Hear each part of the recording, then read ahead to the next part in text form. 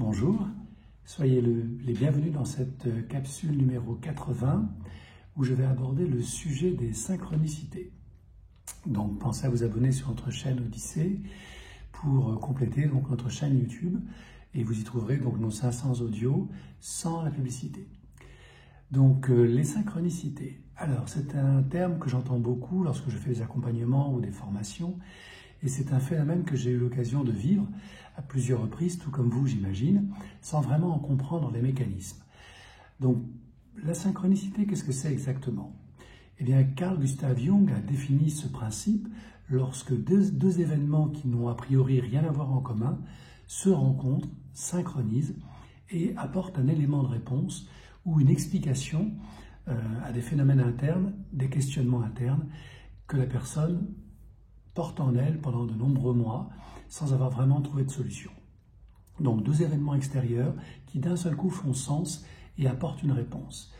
Carl Gustav Jung écrit dans un de ses livres que cette perception de la synchronisation de deux événements qui donnent un sens lui a été donnée le jour où il a questionné une de ses patientes au sujet d'un des rêves qu'elle venait de faire, où elle avait visualisé donc un scarabée doré qui venait la visiter dans son rêve.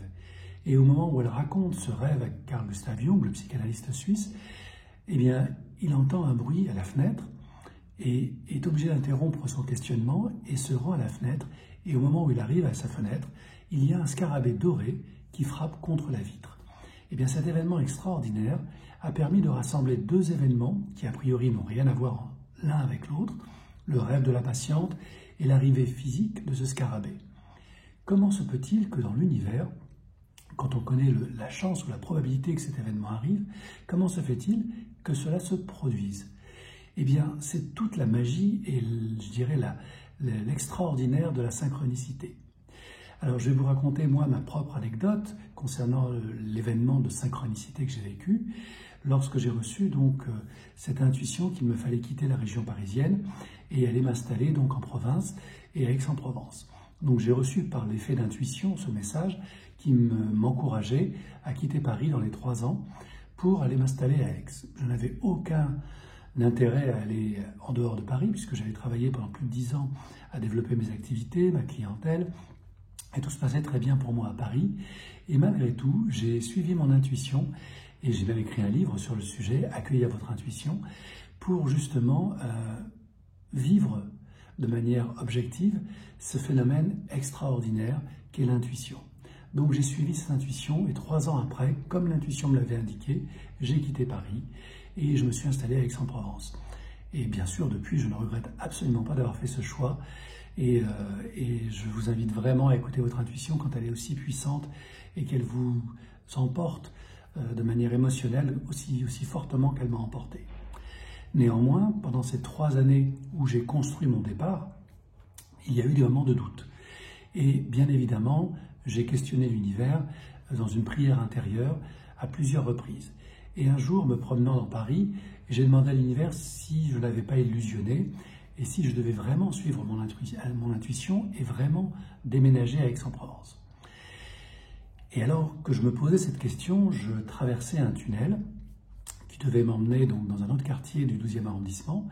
Et dans ce tunnel, il était régulièrement projeté, puisqu'on se trouvait près de la gare de Bercy, la gare SNCF de Bercy, des noms de villes sur les murs, de manière donc projetés de manière éclairée. Et au moment où je passe, je vois marqué sur le mur de gauche, donc Aix, Marseille, Nice.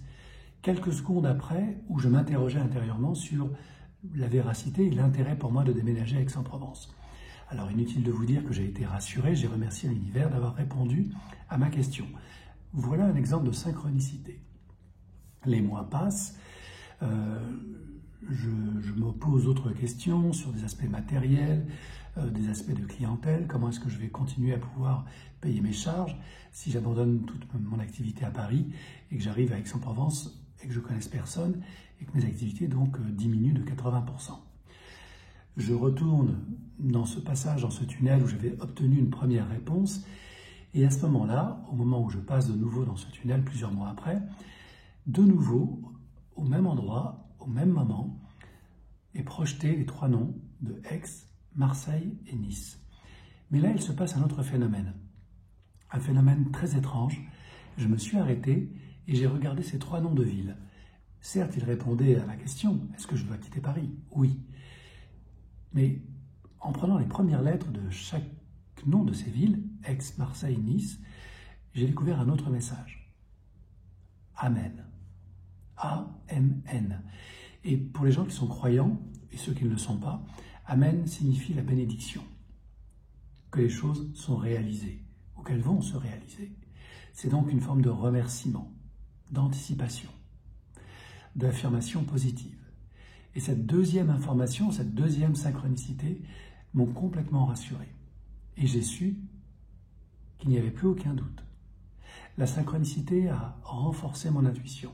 Elle a répondu à mes questions intérieures, comme si mon intériorité, mon enfant intérieur, venait confirmer par le biais du jeu, du décodage, que finalement, j'avais tout intérêt à suivre mon intuition. C'était bien avant, bien sûr, les événements des Gilets jaunes, bien avant l'enfermement du Covid, et bien avant tous ces événements dramatiques que nous avons vécus. Et force est de constater que les vivre à distance, sous le soleil, ça a tout changé. Donc j'ai été protégé, comme les gens de ma famille qui m'ont suivi, et très honnêtement, je ne remercierai jamais assez l'univers de m'avoir donné ces 2 trésors extraordinaires que sont l'intuition et la synchronicité. Alors bien sûr, les synchronicités s'expriment aussi de manière différente. Vous pouvez par exemple vous poser une question, et je vous invite, comme je l'ai fait, à demander à l'univers de vous répondre par le biais des synchronicités. Et là, en marchant dans la rue, peut-être que vous allez entendre quelqu'un vous donner la réponse. Quelqu'un que vous ne connaissez pas et dont la réponse n'a a priori rien à voir avec la conversation qu'il a. Et pourtant, la phrase que vous entendez, le mot que vous entendez à ce moment précis, répond à votre question. Voilà une synchronicité. Vous allez peut-être un jour allumer la télévision, la radio ou Internet et capter encore une phrase, un mot, une image qui va, de manière tout à fait extraordinaire, répondre parfaitement à votre question. Voilà encore une autre forme de synchronicité. Le secret dans tout ça consiste simplement à poser votre question à l'univers. Demandez et on vous répondra. Frappez et on vous ouvrira. La vraie difficulté consiste à ne pas demander, à ne pas frapper à la porte de l'inconnu. Et c'est bien dommage, car comme vous le savez, l'univers génère une abondance infinie. Qui sommes-nous pour ne pas bénéficier de cette abondance? Pourquoi refusons-nous ce cadeau extraordinaire d'amour de l'univers qui est là pour nous aider à grandir mentalement, émotionnellement, intellectuellement et surtout spirituellement?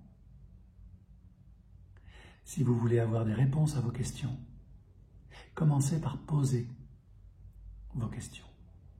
Et il y a fort à parier que l'univers vous réponde. Saurez-vous entendre sa réponse? Plus important encore, saurez-vous l'accepter et vous mettre en action? C'est la seule chose qui vous est demandée. Aide-toi et le ciel t'aidera. Lorsqu'une intuition, une synchronicité nous est donnée, la seule chose qui nous est demandée, c'est d'agir. Si vous ne le faites pas, et vous avez le droit de ne pas le faire, il y a fort à parier que vous direz comme moi à certains moments, pourquoi je n'ai pas écouté mon intuition? Pourquoi je n'ai pas suivi cette synchronicité? Alors bien sûr, il n'est jamais trop tard pour recommencer, pour se rattraper.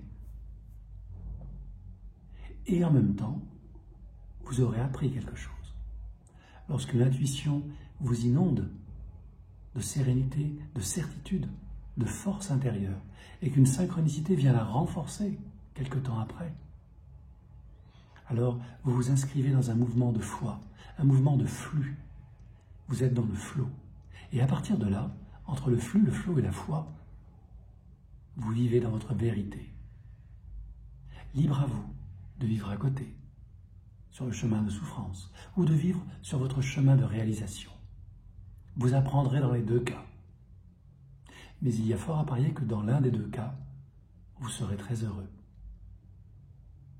Et c'est tout ce que je vous souhaite. Namasté.